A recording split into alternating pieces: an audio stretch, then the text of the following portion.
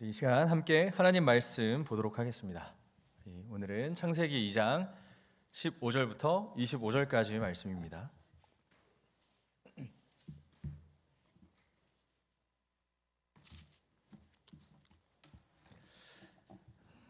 창세기 2장 15절부터 25절 말씀 제가 받들어 읽도록 하겠습니다.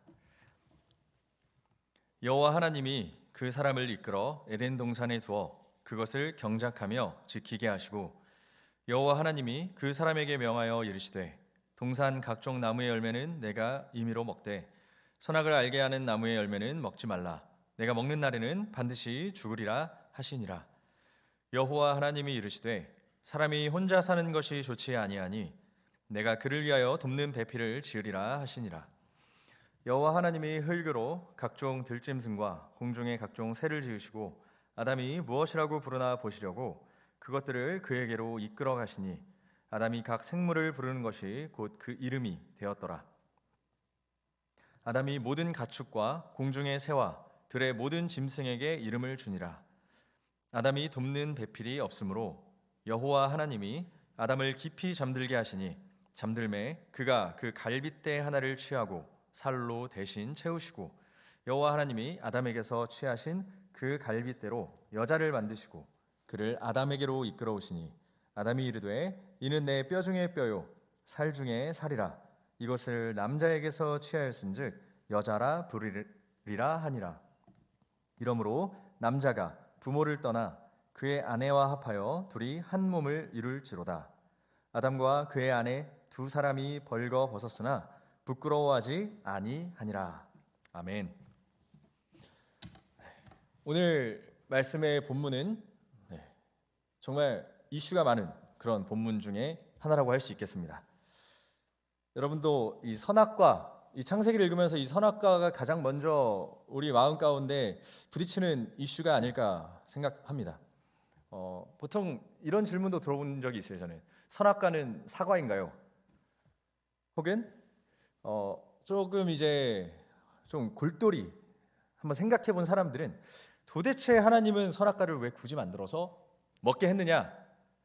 안 만들었으면 좋지 않겠느냐? 안 만들었으면 아예 먹을 일도 없었고 이 세상에 죄가 들어올 일도 없었고 죽음이라는 사망이라는 그런 비극이 없을 수 있지 않았겠느냐? 뭐 이런 질문을 많이 하는 것 같습니다. 또 이어서 나오는 우리 청년들에게 가장 중요한 이슈죠. 결혼에 관련된 이성 그리고 배우자 관련된 이런 이슈에 대한 본문이 나옵니다. 보통 우리는 아담과 하와의 만남처럼 하나님이 배우자를 우리에게 딱 데려다 놓으시느냐, 하나님이 결정해 놓은 배우자를 만나야 되는 것이냐, 뭐 이런 생각도 하게 되고, 그렇다면 하나님이 정해주신 배우자는 도대체 우리가 어떻게 알아볼 수 있느냐, 뭐 이런 질문도 하는 것 같습니다. 오늘 본문 말씀 이 두 가지를 우리 함께 살펴보면서 저는 오늘 말씀의 제목이죠. 관계라는 키워드로 이 두 가지를 한번 나눠보고자 합니다. 먼저 오늘 본문 말씀을 정리해 보겠습니다. 하나님께서 먼저 사람을 지으셨죠. 그 다음에 에덴이라는 동쪽에 에덴이라는 동산을 만드시고 거기에 사람을 거하게 하셨습니다. 자, 이 에덴이라는 단어의 뜻은 기쁨이라는 뜻입니다. 기쁨의 동산이라는 것이죠. 자, 에덴이 얼마나 기쁨의 동산이었는지를 이제 간략하게 설명하고 있는 것 같습니다. 먼저 보기에도 너무 아름답고 먹기에도 좋은 나무가 있었다. 이렇게 표현을 먼저 하고 있고요. 그리고 갑자기 우리가 읽다가 되게 생뚱맞다고 느끼는 강에 대해서 나옵니다. 강. 이게 에덴에서 발원한 강들에 대해서 나오는 건데 그 강물이 얼마나 넘쳐 흘렀으면 이 4개의 강을 이룰 정도의 그런 물이 나왔다라는 뜻입니다. 우리가 잘 아는 나머지 3개는 지금 잘 모르지만 유브라데 강은 아직도 존재하죠. 이 4개의 큰 강을 이룰 정도로 엄청난 물이 쏟아져 나오는 곳, 그곳이 에덴이었다. 그리고 마지막 세 번째로, 자, 이 동산의 히브리어는 간이라고 하는데, 이게 그 뜻이요, 울타리를 친 곳이라는 뜻이 있습니다. 울타리를 친 곳. 우리가 흔히 그냥 어렴풋이 생각했던 동산과는 좀 개념이 다르죠. 울타리를 쳐져 있다는 것은 당시 사람들로 하여금 안전한 장치라는 개념으로 받아들여졌습니다. 자, 이렇게 보자면 당시 고대 중동 지방에서 먹을 것 풍부하죠. 물 철철 넘치죠. 또 안전한 처소가 보장되어 있다. 정말 완벽한 기쁨에 충만한 그런 곳을 에덴 동산은 의미하고 있다. 그것이 바로 하나님의 동산, 하나님의 나라라고 할 수 있습니다. 자, 이제 여기서 등장하는 문제가 이제 나옵니다. 바로 이 동산의 중앙에 가운데에 생명나무와 선악을 알게 하는 나무, 이 두 그루가 다 가운데 있었다라고 이야기합니다. 그리고 이어지는 하나님의 말씀은 동산에 있는 모든 것들을 다 누려도 좋다, 다 먹어도 좋은데 오직 하나 선악을 알게 하는 나무의 열매만 먹지 말아라, 이렇게 이야기하십니다.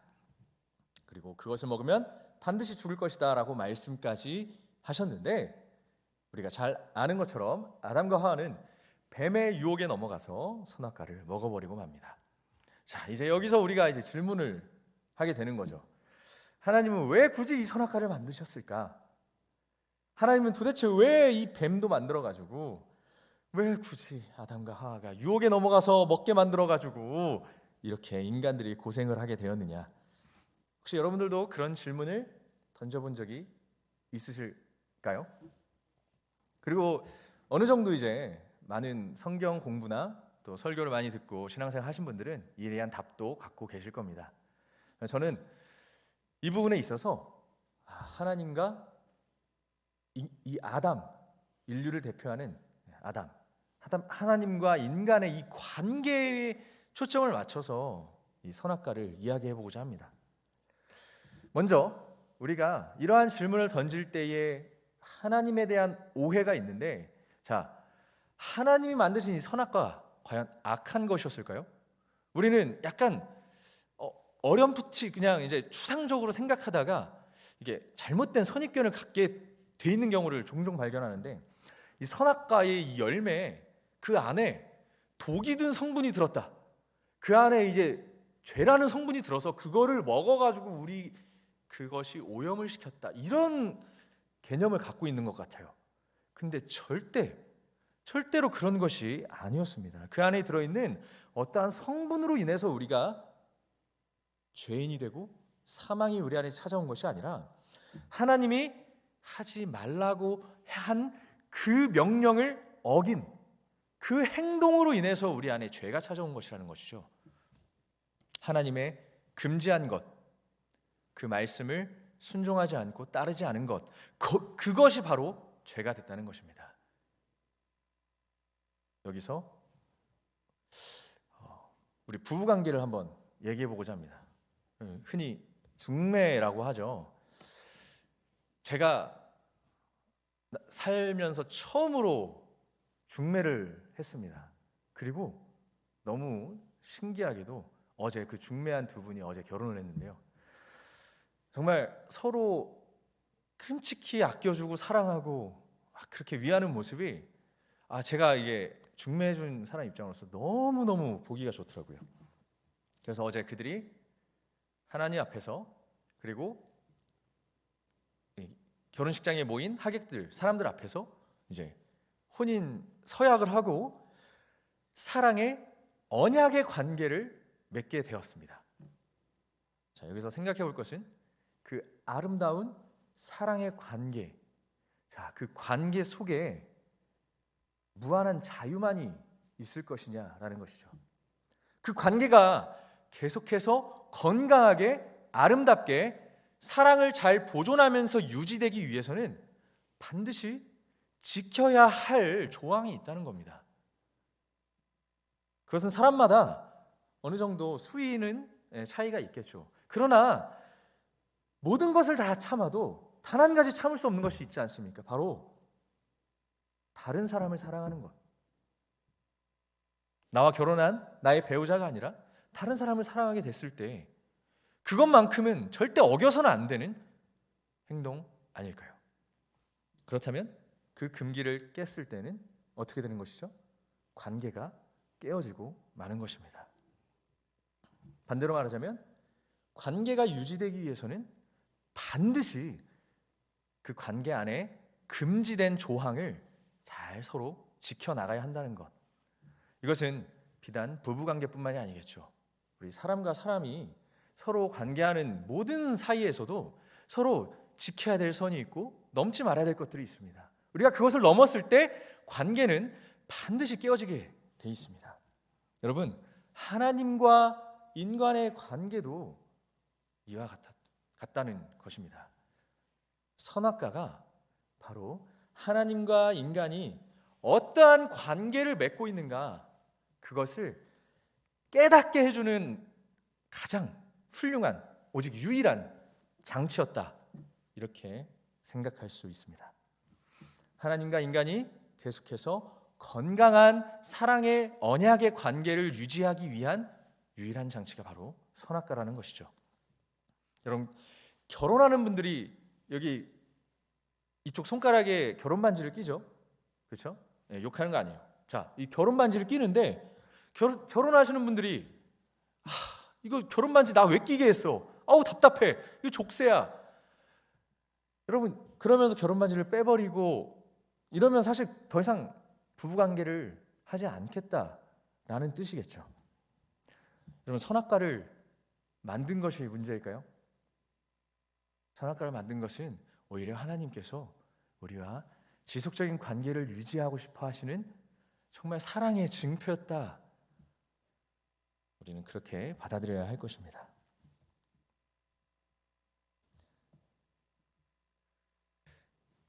선악과를 먹고 난 이후에 우리는 예수 그리스도를 통해서 다시 하나님과 아주 온전한 관계가 회복이 되었습니다. 저는 이 가운데에서도 다시 한번 관계적 측면에서 우리의 구원을 한번 생각해 보고자 합니다. 우리가 단순히 이제 죽어서 지옥에 가지 않게 되었다, 이제 우리가 하나님의 나라에 들어가게 되었다, 조금 더 나아가서 하나님의 자녀가 되었다 정도에서 머물지 말고 더 나아가서 내 구원이, 이 예수 그리스도께서 우리에게 주신 구원이 내가 본래 있어야 할 자리로 하나님과의 그 온전한 아버지와 그리고 그의 피조물, 하나님의 소유물, 그의 관계로 내가 다시 온전하게 자리 잡게 되었다라는 이 구원의 측면을 우리가 잘 기억했으면 좋겠습니다. 우리가 하나님 없이 살아간다는 것이 사실 하나님과의 관계가 끊어져 있다는 것이 사실 이미 비극입니다. 이미 그러한 삶 자체가 우리는 지옥을 살아가고 있는 것입니다. 나의 약함을 온전히 깨닫고 하나님과 관계 속으로 다시 그 본래 내가 있어야 할 그 자리로 다시 들어가서 하나님의 그 사랑과 하나님의 능력을 온전히 힘입는 그런 우리 청년들이 다 되시기를 바랍니다. 인류 최초의 선악과는 실패로 돌아갔지만 우리 예수님께서 다시 하나님과의 관계를 회복시키셨죠. 자, 우리 삶 가운데 오늘날 하나님을 섬기는 우리 청년들의 삶 가운데 선악과가 무엇일까 한번 고민해 봤으면 좋겠습니다. 내가 하나님과의 관계를 계속해서 유지하기 위해서 내가 정말 하나님 앞에서 이것만큼은 하지 말아야겠다라는 각자의 그런 선악과들이 분명 존재할 것입니다. 여러분들에게는 과연 그 선악과가 무엇일까? 내가 이 행동을 함으로써 하나님과의 관계가 끊어질 것이 무엇일지를 여러분 스스로 잘 고민해 보시고 찾아보시고 또 그것들을 하나님 앞에서 온전히 지켜나가는 우리 청년들이 다 되었으면 좋겠습니다. 자, 우리 그리고 이제 넘어가서 배우자의 이성 친구에 관련한 이야기를 함께 나눠보고 싶습니다. 우리 청년들은 한창 이제 이성에 관심도 많고 또 결혼 정년기에 찾아오신 분들은 결혼에 대한 고민도 많을 때인 것 같습니다. 자, 배우자는 과연 하나님께서 정해주신 사람을 만나야 되는 것이냐? 자, 오늘 본문만 봤을 때는 분명히 하나님께서 먼저 약속을 하셨습니다. 너 아담 혼자 있는 것이 좋아 보이지 않으니 내가 돕는 배필을 반드시 주리라 먼저 약속하셨죠.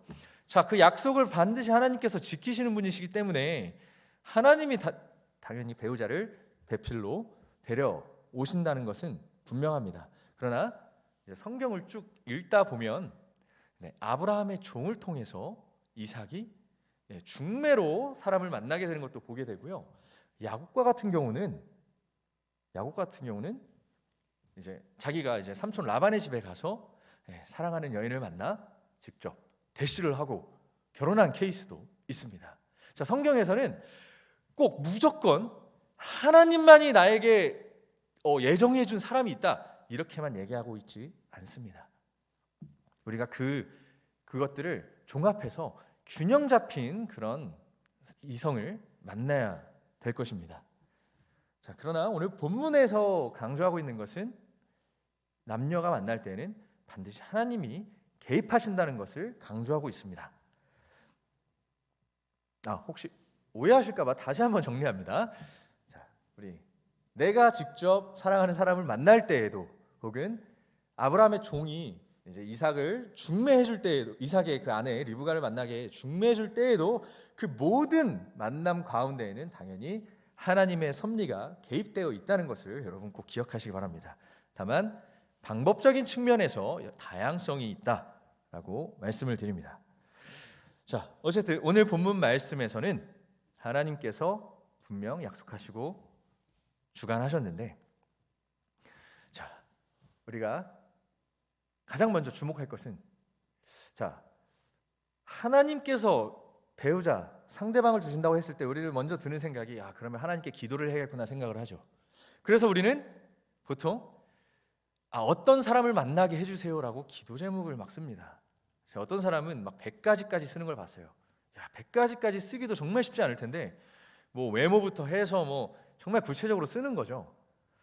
자, 근데 중요한 것은 물론 그런 것도 하나님께서 당연히 받으시고 어느 정도 일정 부분 들어주실 수도 있겠지만 그 전에 앞서 그 기도 제목에 나를 비춰보는 게 어떠할까? 우리가 그것을 생각해 봐야겠습니다. 자, 하나님이 먼저 보시면 오늘 성경 말씀 보시면 돕는 배필을 주시겠다고 약속하셨습니다. 그런데 그 약속 이후에 하나님은 바로 아담을 잠들게 하시고 그 갈비뼈에서 하와를 바로 만들어 주시지 않았습니다. 그 다음에 본문에 무슨 이야기가 나오죠? 하나님은 약속 이후에 온갖 짐승들과 하늘을 나는 새를 아담 앞으로 데려옵니다. 그리고 아담이 그들에게 이름 짓는 것을 쭉 지켜보십니다. 아담 마음속에는 어떤 마음이 들었을까요? 하나님 분명 나에게 돕는 배필 준다고 하셨는데 왜 이렇게 애타게 하시지 나를? 아니 약속 빨리 주셔야 되는 거 아니야? 이런 생각이 들었을 수도 있겠지만 아담은 하나님의 약속을 믿고 지금 당장 내 앞에 주어진 내게 이 주어진 책임, 내가 해야 할 일들, 역할을 순수하게 순종하며 감당해 나갔다는 것이죠. 여러분, 하나님의 그 약속, 그것은 반드시 이루어질 것이기 때문에 여러분 믿고 지금 나에게 주어진 것이 내가 지금 해야 할 일이 무엇인가, 그리고 내가 지금 어떠한 상황에 있는가, 나는 어떤 사람인가, 여러분 이거를 먼저 발견하고 최선을 다하는 것이 중요한 것입니다. 그 이후에 아담이 이제 동물들에게 이름을 잘 짓는 것을 보시고 나서 하나님은 반드시 이렇게 약속을 지켜주셨습니다. 우리 청년들 정말 좋은 배우자, 좋은 사람을 만나기를 간절히 기도합니다. 먼저 배우자의 기도 제목을 적기 전에 나는 어떤 배우자가 될 것인가, 나는 어떤 사람이 될 것인가, 그것을 먼저 고민하고 먼저 기도하는 그런 청년들이 다 될 수 있기를 바랍니다. 자, 한 가지만 더 덧붙여서 이야기를 나누고 마치도록 하겠습니다. 자, 여기 돕는 배필, 이 돕는 배필이라는 이 번역 때문에 사실 고대에서부터 우리나라 조선시대 때까지 우리 한국 기독교가 조선시대 때 들어왔죠. 이 돕는 배필이라는 것 때문에 이 가부장 제도가 더 이게 깨지지 않는 그런 제도가 좀 약간 그런 문화가 된 것 같아요. 근데 이 돕는 배필이라는 게요, 이게 히브리어 원어로 접근하니까 절대 그런 뜻이 아닙니다. 자, 돕다라는 히브리어 이 뜻은요, 당연히 돕다, 도와주다, 그 뜻 똑같습니다. 근데 용례를 살펴보니까 하나님께서 이스라엘을 돕다 할 때랑 똑같은 단어 에제르가 쓰였어요. 하나님께서 이스라엘을 아래에서 서브하듯이 도왔습니까? 아닙니다. 하나님은 이스라엘을 온전한 아주 전능한 능력으로 이스라엘을 도우셨거든요. 절대 하와는 아담의 서브, 보조자, 그 정도의 개념이 아니라는 뜻이죠. 자, 여기서 더 나아가서 배필, 여러분 배필이라는 뜻은요, 우리가 그냥 한글로만 딱 봤을 때는 그냥 뭐 내 짝꿍 뭐 약간 이런 느낌밖에 없잖아요. 자, 이것도 히브리어 원어를 보니까요, 정말 기가 막힌 뜻이 나옵니다. 첫 번째 뜻, 사전을 찾아보면은 뭐 첫 번째, 두 번째, 세 번째 이렇게 있잖아요. 자주 쓰는 것부터 첫 번째, 두 번째 이렇게 되는데, 자, 첫 번째 뜻이요, 반대편이라는 뜻입니다. 반대편. 내 정면. 나와 가장 잘 맞는, 나와 똑같은 그런 아주 천생연분의 그런 사람이 아니고요, 나랑 완전히 다른 정면의 반대편에 있는 사람, 이런 거를 의미하고 있는 거예요. 여러분 아쿠아리움 좋아하시나요? 아쿠아리움? 저 진짜 제가 수영도 되게 어릴 때부터 좋아했고 그 물을 되게 좋아해서 아쿠아리움 가는 걸 정말 좋아하는데, 아쿠아리움 가면은 항상 신기했습니다. 조금 큰 데 가면, 좀 작은 데 가면은 사실 좀 별로 덜 신기하고요, 정말 큰 데 가면요, 그 안에 온갖 종류의 물고기들이 함께 있습니다. 근데 그 중에 막 상어도 있고 뭐 여러 가지 좀 우리가 흉악하다고 생각하는 것들도 있는데, 놀라운 것은 그것들이 다 공존하면서 잘 연합하면서 살고 있다라는 거예요. 서로에게 너무나도 도움이 되고 또 필요하고 조화로운 그런 것들이라는 것이죠. 그러나 생김새도 다르고 성격도 다르고 모든 것이 다 다른 존재들, 그것들이 함께 공존하며 살고 있습니다. 여러분, 먼저 좁게는요, 나의 가장 가까운 이 배우자, 이 사람은 나랑 가장 잘 맞는 사람이 절대 아닐 수 있습니다. 물론 잘 맞을 수도 있겠지만 오늘 이 본문 말씀에 의하면 반대에 있는 사람입니다. 정말 맞을래야 맞을 수가 없는 사람이에요. 그러나 우리는 그런 사람들을 통해서 함께 하나님의 나라를 잘 만들어 나가고 가꿔 나가고 보존하는 그런 서로 돕는 배필이 될 수 있다는 것이죠. 더 넓게 보자면 우리 모든 인간관계가 서로 다 반대자라고 우리가 볼 수 있겠습니다. 나와 다 다른 존재, 나랑 똑같이 생긴 사람 한 명도 없고요, 나랑 성격 비슷한 사람 한 명도 없습니다. MBTI 저랑 똑같은 엠프제 있죠. 저랑 MBTI는 똑같아도 달라요. 정말 완전히 다른 존재들입니다. 우리는 단 한 명도 똑같은 존재가 없습니다. 그러나 그 안에서 분명 하나님은 우리를 예수 그리스도를 통해 연합되게 하셨고, 또 하나님의 나라 그 왕국을 함께 보존하며 섬기도록 하나님 우리를 부르셨습니다. 우리 청년들이